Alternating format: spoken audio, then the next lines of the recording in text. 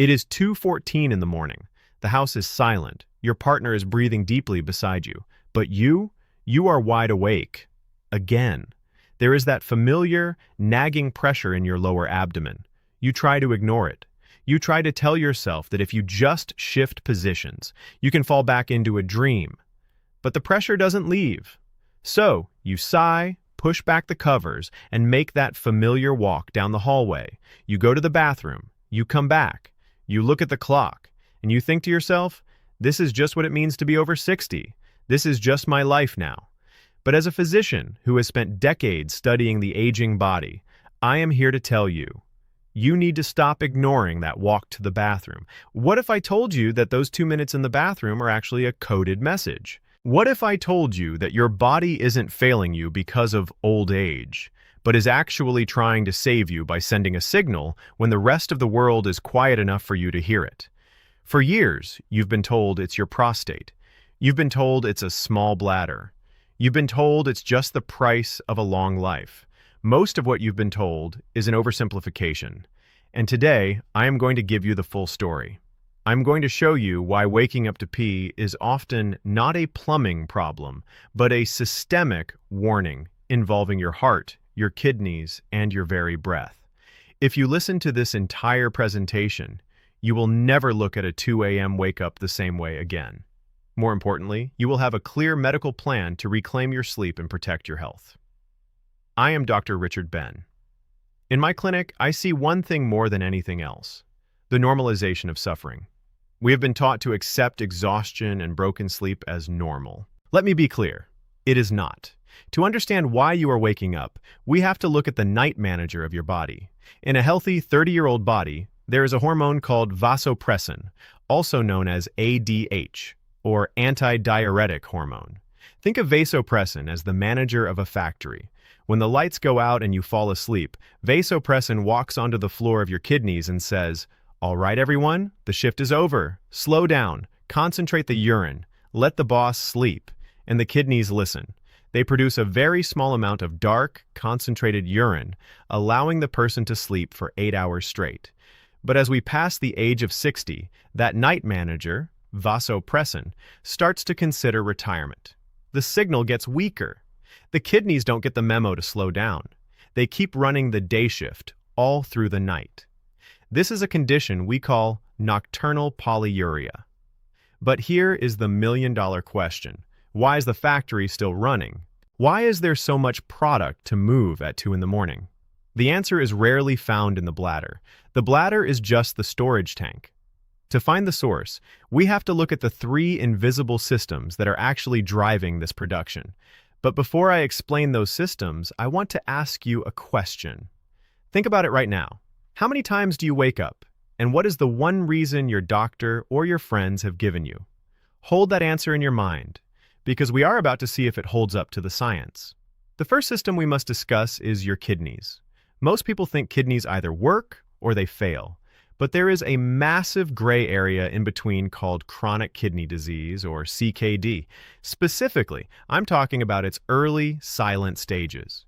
Your kidneys are made of millions of tiny filters called nephrons. One of the very first jobs a kidney loses, long before you ever feel sick, is the ability to concentrate urine. Imagine a coffee filter. If the filter is working perfectly, it holds back the grounds and lets only the liquid through. But if that filter starts to wear thin, it can't hold things back properly. In early-stage kidney decline, the kidneys lose the grip they have on water. During the day, they manage because you are active. But at night, when those hormone signals I mentioned are already weak, the kidneys simply cannot hold the water back. They dump it into the bladder. This isn't a bladder problem. It's a filtration problem. How do you know if this is you? Look at the volume. If you wake up and you are passing a significant amount of urine, I'm talking about a full daytime amount, not just a few drops, your kidneys are likely struggling to concentrate. In adults over 60, this is often the very first sign of stage 2 or stage 3 kidney disease. There is no pain. Your blood pressure might only be slightly high, but that 2 a.m. trip is the kidney's way of saying, "I'm tired. I can't keep up the pressure anymore." Now let's move to the second system. This one surprises my patients the most because it involves your heart and a force we deal with every day: gravity. When you are young, your heart is a high-pressure pump. It circulates blood with such force that fluid doesn't have a chance to settle. But as we age, even in a healthy person, the heart's ejection fraction, which is the force with which it pumps blood, can diminish slightly. Think about what happens during your day. You are upright. You are sitting, standing, or walking. Because the heart isn't pumping quite as vigorously as it used to, gravity begins to win the battle. Fluid starts to pool in the furthest points from the heart: your feet, your ankles, and your lower legs. You might notice your socks leave a ring at the end of the day. You might notice your shoes feel a bit tight at 5 p.m. You probably dismiss it. You say, "I've just been on my feet all day." But here is the magic trick your body performs at night. The moment you lie flat in bed, gravity is no longer pulling that fluid into your ankles. That fluid, which has been sitting in your tissues all day, suddenly has a clear path back to your heart. It rushes back into your bloodstream. Your heart suddenly senses a massive surge of fluid. It thinks, "Wait a minute, I have way too much volume in the pipes." The heart then does something incredible. It sends a chemical signal to the kidneys that says, "Flush the system. We have a flood coming in." The kidneys respond. They process that ankle fluid, turn it into urine, and send it to the bladder. You wake up at 2 a.m. and think, "I shouldn't have had that glass of water at 7 p.m. But it wasn't the water you drank. It was the water you were wearing in your legs all afternoon. This is often a sign of early-stage heart failure or something called venous insufficiency. It is your heart's way of saying it needs help managing the fluid load. If you are waking up to pee, and your ankles are even slightly swollen in the evening, this is almost certainly your primary cause. Now we come to the most overlooked cause of all. It's not the bladder, and it's not the heart. It's your airway. There is a condition called obstructive sleep apnea. It affects a massive percentage of adults over 60, many of whom do not snore and have no idea they have it. In sleep apnea, your airway partially collapses while you sleep. Your oxygen levels drop. Your brain senses this drop and goes into a state of micro-panic. It triggers a flight or fight response. When your body enters this emergency mode, the heart releases a very specific hormone called ANP, or atrial natriuretic peptide. ANP has one job: to lower your blood pressure immediately to protect the heart during an emergency. And the fastest way to lower blood pressure is to dump fluid. The ANP signal tells the kidneys, "Stop what you're doing and empty the tank right now." The result? You wake up with a sudden, urgent need to urinate. You think your bladder woke you up, but it didn't. Your lack of oxygen woke you up, and the bladder just happened to be full because of the emergency signal. Up to 80% of people with sleep apnea report waking up to pee, and yet, how many of them are told to check their prostate instead? If you wake up with a dry mouth, a slight headache, or if you feel like you never truly rested, your 2 a.m. bathroom trip is actually an oxygen alarm. I want to tell you about a patient of mine named Robert. Robert was 68 years old. He was a retired engineer, and he was a tracker. He had a spreadsheet for everything. Robert came to me because he was waking up 4 times a night. He had stopped drinking water after 4 p.m. He was taking prostate medication. He was frustrated, exhausted, and frankly, he was starting to feel old. He told me, "Dr. Ben, I've done everything. My urologist says my prostate is fine, but I'm still up every 2 hours. Is this just the beginning of the end?" I looked at Robert's tracking, and I noticed something he hadn't.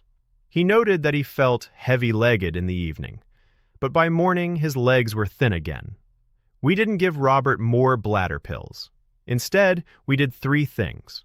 We had him wear compression socks during the day. We had him elevate his legs in a recliner for 1 hour every afternoon at 4 p.m. And we sent him for a simple home sleep study. It turned out Robert had moderate sleep apnea and significant fluid redistribution. 6 weeks later, Robert came back. He wasn't waking up 4 times.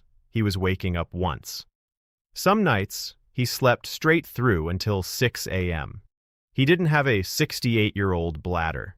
He had a 68-year-old heart and airway that just needed a different kind of management. Robert didn't feel old anymore because he finally had the one thing every human being needs to thrive: uninterrupted sleep. Robert's story is the story of millions. The only difference is that Robert stopped looking at the bladder and started looking at the systems. So, what do you do with this information? If you are tired of that 2 a.m. hallway walk, here is the exact medical protocol I give my patients. Step 1. The volume log. For the next 3 days, keep a voiding diary. It's simple. When you pee at night, use a measuring cup. If you are passing large volumes, meaning over 300 milliliters, multiple times, the problem is systemic, likely your heart or kidneys. If you are passing tiny, urgent amounts, the problem is likely local, meaning your prostate or bladder. This one piece of data will change your doctor's appointment from a guess to a diagnosis. Step 2. Afternoon elevation. This is what I call the gravity hack. At 4 or 5 p.m., lie down in a recliner or on a sofa with your feet above the level of your heart. Do this for 45 minutes. This allows the fluid in your legs to return to your heart and be processed by your kidneys while you are awake.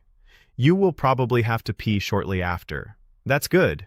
You want that urine in the toilet at 6 p.m., not in your bladder at 2 a.m. Step 3. The Big 4 medical tests. When you see your doctor, do not just say, "I'm waking up to pee." That is too vague. Instead say, "I want to rule out nocturnal polyuria and systemic causes." Ask for these 4 tests. 1. eGFR and creatinine to check your kidneys' filtering power. 2. Urinalysis, ACR, to see if your kidneys are leaking protein. 3. NT-Pro, BNP. This is a blood test for heart stress. It is the gold standard for catching early heart issues. 4. A home sleep study to see if your bladder problem is actually an oxygen problem. Step 4. Sodium and hydration timing. Now listen carefully. Do not stop drinking water. Dehydration makes the bladder irritable and makes everything worse. Instead, drink 70% of your water before 3 p.m. And most importantly, watch your salt intake at dinner. Salt is a sponge. If you eat a salty dinner, your body will hold on to fluid all night, and your kidneys will be forced to work overtime while you sleep. I want to close with a personal thought. We live in a culture that treats the elderly like fading batteries. We assume that things just stop working and there's nothing to be done. But your body is an incredible, communicative machine. That trip to the bathroom at 2 a.m. isn't a sign that you are broken. It is your body's way of asking for a change in strategy. It is your heart asking for a little help with gravity. It is your kidneys asking for a bit more support. It is your lungs asking for a clear airway. You deserve to sleep. You deserve to wake up feeling like the day belongs to you. If this information helped you understand your body better, please share it. You might be the person who helps a friend catch a heart or kidney issue years before it becomes a crisis. Your 2 a.m. wake-ups don't have to be your normal. Now you know the signals. Now you know the systems. Now go take care of yourself. I'm Dr. Richard Ben. Thank you for listening.